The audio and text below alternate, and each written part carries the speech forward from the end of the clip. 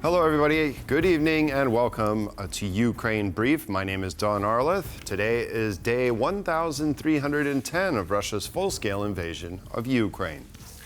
We begin with Russian attacks across Ukraine in the past 24 hours, which killed at least 6 civilians and wounded at least 30 others. Russian forces launched 176 drone strikes, with Ukraine's Air Force intercepting 150 of them. The remaining drones and falling wreckage struck 9 locations.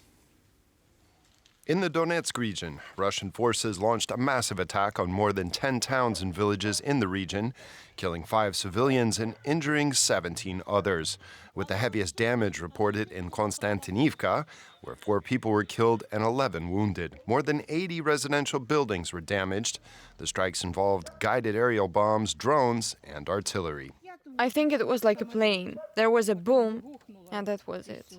Our neighbor, an ambulance took her away. She was badly wounded. We don't know what to do. The roof was blown off. The windows are shattered. The car in the yard is damaged. Everything is destroyed.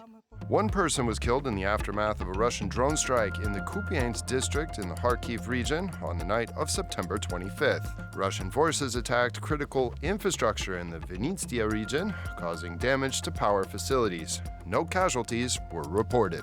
As a result of the enemy's attack on the Vinnytsia region, critical infrastructure facilities sustained significant damage. More than 300 households were left without power and train traffic was suspended. As of now, electricity supply and train services have been restored. Due to the Russian attacks on the night of September 25th, trains were also delayed in the Mykolaiv and Kirovograd regions, with power outages reported in certain areas, according to a report from the Ukrainian railways. Russian forces continue to strike residential neighborhoods and infrastructure in Kherson city. Early this morning, the Korabel district was hit, damaging homes, causing fires, and injuring at least 14 people. The area also experienced power outages. The shelling at night was very heavy. They hit us so hard that the coach and the whole house were shaking. I was so scared. They have been shelling for so long, but I have never heard anything like this before. The explosion was so strong it blew out the windows in the bedroom, shattered. I saw a flash, and that smell of burning was already in the air. We jumped up. The house was full of dust. We couldn't see anything. Ukraine continues to sanction Russian oil the old-fashioned way by directly attacking Russian refineries. But it's not only oil refineries bearing the brunt of the attacks. Ports and pumping stations are also joining the hit list.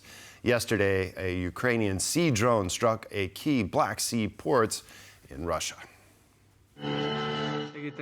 These strikes have radically changed the situation for Moscow.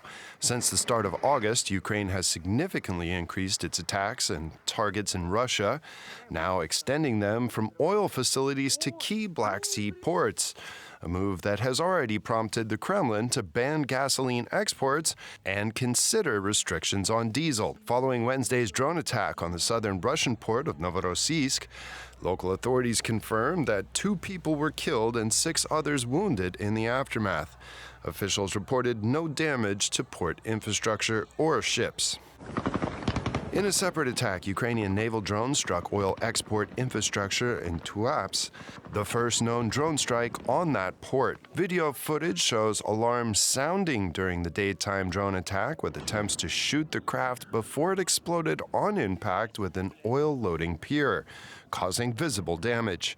According to Bloomberg, 2 major oil ports on Russia's Black Sea coast suspended tanker loading operations after receiving drone attack warnings.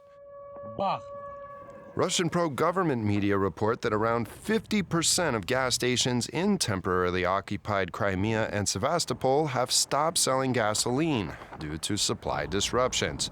On social media, videos have been circulating showing long lines of cars, with shortages also being reported in other regions. According to a recent report, Ukraine shot down a Russian Su-34 fighter jet in the Zaporizhzhia region in the early hours of Thursday. And in a separate attack, Ukraine's military intelligence destroyed 2 Russian An-26 transport aircraft and 2 radar stations in a drone strike in the temporarily occupied Crimea.